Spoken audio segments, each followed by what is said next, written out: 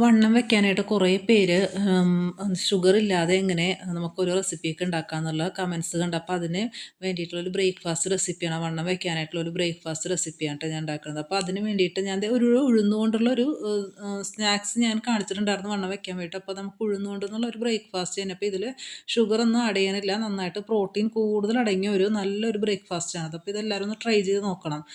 അപ്പോൾ ഞാൻ ഇപ്പോൾ ഒരു 250 മില്ലിയുടെ ഒരു കപ്പ് എടുത്തിട്ടുണ്ട്. ആ കപ്പിൻ്റെ പകുതി ഭാഗം ഉഴുന്നെടുത്തേക്കണാണ്. നമ്മൾ വെളുത്ത ഉഴുന്നാണ് എടുത്തേക്കണേ കേട്ടോ. അപ്പോൾ എല്ലാവരും ചോദിക്കും ചിലപ്പോൾ കറുത്താണ് വെളുത്താണ്. അപ്പോൾ ഞാൻ വെള്ള ഉഴുന്നാണ് എടുത്തേക്കുന്നത്. നമ്മൾ ഇഡ്ഡലിക്കൊക്കെ അരക്കണ ഉഴുന്ന് തന്നെ കേട്ടോ. അത് ഒരു അരക്കപ്പ് എടുത്തിട്ടുണ്ട്. അത് ഞാൻ വെള്ളം ഒഴിച്ചിടുന്നുണ്ട്. പിന്നെ അതേപോലെ തന്നെ ഈ ഒരു കപ്പ് നിറച്ച് ചെറുപയർ കൊടുത്തിട്ടുണ്ട്. അപ്പോൾ അതും ഞാൻ വെള്ളം ഒഴിച്ചിരുന്നത്. അപ്പോൾ ഇത് ഒരു ദിവസം രാവിലെ ചെയ്യണതാണ് കേട്ടോ ഞാനിത്. അത് നമ്മൾ രാവിലെ തന്നെ ഇത് വെള്ളത്തിൽ ഇട്ട് വെക്കണം. എന്നാലാണ് അതനുസരിച്ച് നമുക്ക് ഈ പച്ച ചെറുപയറുണ്ടല്ലോ അത് നന്നായിട്ട് മുളച്ച് വരണം. അപ്പോൾ അതനുസരിച്ച് രാവിലെ ചെയ്ത് വെച്ചാലാണ് നമുക്ക് പിറ്റേ ദിവസം ആ മുള പൊട്ടുള്ളൂ. അപ്പോൾ രാവിലെ തന്നെ ഞാനത് വെള്ളത്തിലിട്ട് വെക്കണേ, രണ്ടും കുതിർത്താനായിട്ട് വെള്ളത്തിലിട്ട് വെക്കണേണ്. ഒരു നമുക്ക് 5-8 മണിക്കൂർ വേണമല്ലോ ഇത് ഒന്ന് കുതിർന്ന് നല്ല പാകമായിട്ട് കിട്ടാൻ വേണ്ടിയിട്ട്.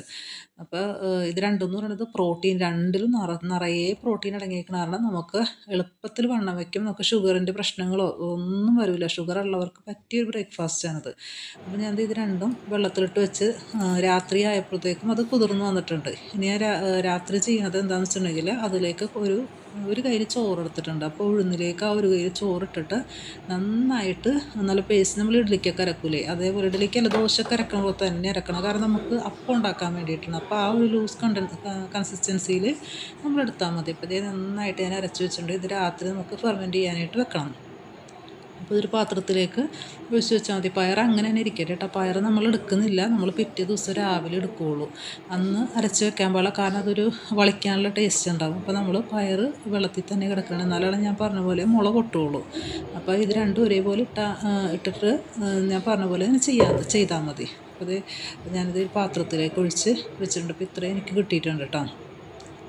ഇനി ഇത് പിറ്റേ ദിവസം രാവിലെയാണ് നമ്മൾ ഇത് വെച്ചുള്ള അപ്പം ഉണ്ടാക്കണത്. അപ്പോൾ നമ്മൾ ഇഡ്ഡലിക്കൊക്കെ ദോശക്കും ഇഡ്ഡലിനൊക്കെ അരക്കൂലേ അതേപോലെ തന്നെ ചെയ്താൽ മതി. മറ്റേ നമ്മൾ പച്ചരിയാണ് ഉപയോഗിക്കുന്നതെന്നുണ്ടെങ്കിൽ പച്ചരി നമുക്ക് ഷുഗറുള്ളവർക്ക് കൂടാനാണ് ചാൻസ് ഉള്ളൂ. അപ്പോൾ പച്ചരിക്ക് പകരം നമ്മൾ ചെറുപയർ, ഇപ്പോൾ ചില കുട്ടികൾക്കാണെങ്കിലും ചെറുപയർ പയർവർഗ്ഗങ്ങളൊക്കെ ഇഷ്ടമല്ല. അപ്പോൾ നമുക്ക് ഇതേപോലെ അപ്പം ഉണ്ടാക്കി കൊടുത്തിട്ടുണ്ടെങ്കിൽ സോസൊക്കെ കൂട്ടി കഴിക്കാനായിട്ട് നല്ല ടേസ്റ്റാണ് കേട്ടോ.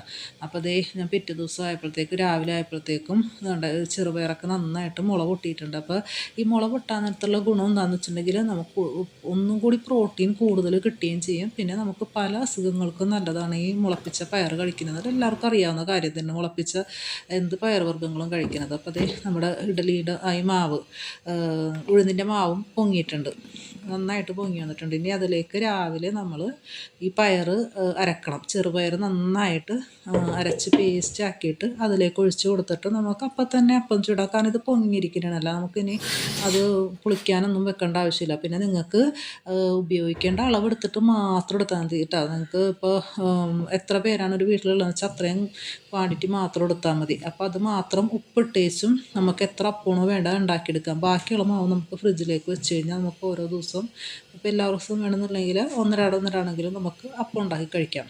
അപ്പോൾ ആഴ്ചയിൽ ഒരു 3 ദിവസമോ 4 ദിവസമൊക്കെ ഇതേപോലെ ബ്രേക്ക്ഫാസ്റ്റ് റെസിപ്പി ആയിട്ട് ഉണ്ടാക്കി. ഇത് 2 കഴിക്കുമ്പോൾ തന്നെ നമ്മൾ വയറ് നന്നായിട്ട് നിറയുന്ന ഒരു ഫീലിംഗ് ആയിട്ടുണ്ടാവുന്നത്. അപ്പോൾ ഇതേപോലെ മാവ് ഒഴിച്ച് വെച്ചിട്ടുണ്ട്. ഇനി നമുക്ക് ആവശ്യമുള്ളത് മാത്രം ഉപ്പിട്ട് കലക്കി നമുക്ക് അപ്പം ഉണ്ടാക്കിയെടുക്കാനായിട്ട് പറ്റും.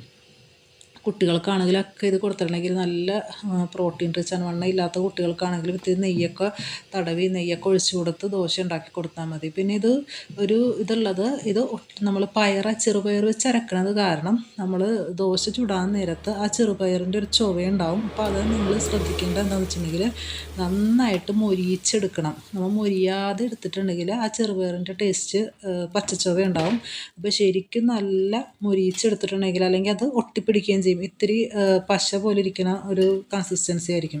അപ്പോൾ നമ്മൾ അത് നന്നായിട്ട് മൊരിയിച്ച് 2 വശവും മൊരിയിച്ചെടുത്തിട്ട് വേണം കഴിക്കാനായിട്ട്. അത് മാത്രം നിങ്ങൾ നോക്കിയാൽ മതി. ചട്ടി നന്നായിട്ട് ചൂടായിട്ട് വേണം ഇത് ഒഴിച്ചു കൊടുക്കാനായിട്ട്. എന്നിട്ട് മൂടി വെച്ച് ചൂടാക്കിയാൽ മതി. ആദ്യത്തെ ഒരു അപ്പം ഉണ്ടാക്കാൻ നേരത്ത് നമുക്ക് കുറച്ച് സമയം എടുക്കും ഒന്ന് ഇതായി വരാനായിട്ട്, മുരിഞ്ഞ് വരാനായിട്ട്. പിന്നെ നമ്മൾ ഉണ്ടാക്കുന്നത് പെട്ടെന്ന് നമുക്ക് ആവുകയും ചെയ്യും. അപ്പോൾ നമുക്കൊരു ദിവസം ഒരു 2 വീതം ഒരാൾ കഴിച്ചാൽ മാത്രം മതി. അത് കഴിക്കുമ്പോൾ തന്നെ വയറ് നിറയും. 2 വീതം കഴിക്കുമ്പോൾ തന്നെ വയറ് നിറയുകയും ചെയ്യും. നല്ല ഹെൽത്തി ഹെൽത്തി ബ്രേക്ക്ഫാസ്റ്റാണ്. എല്ലാവരും ഒന്ന് ട്രൈ ചെയ്യണം. എല്ലാവർക്കും ഇഷ്ടപ്പെടും. പിള്ളേർക്കാണെങ്കിലും ഒക്കെ ഇഷ്ടപ്പെടും. നിങ്ങൾ ഇത് വേറെ ഒന്നും വേണ്ട, നമുക്കിപ്പോൾ ഒരു കറിയോ ഒന്നും വേണ്ട, കാരണം ഇതിൽ ചെറുപയർ അടങ്ങിയിട്ടുണ്ട്. അപ്പോൾ നമുക്ക് കറിയൊന്നുമില്ലാതെ തന്നെ ഇത് കഴിക്കാൻ പറ്റും.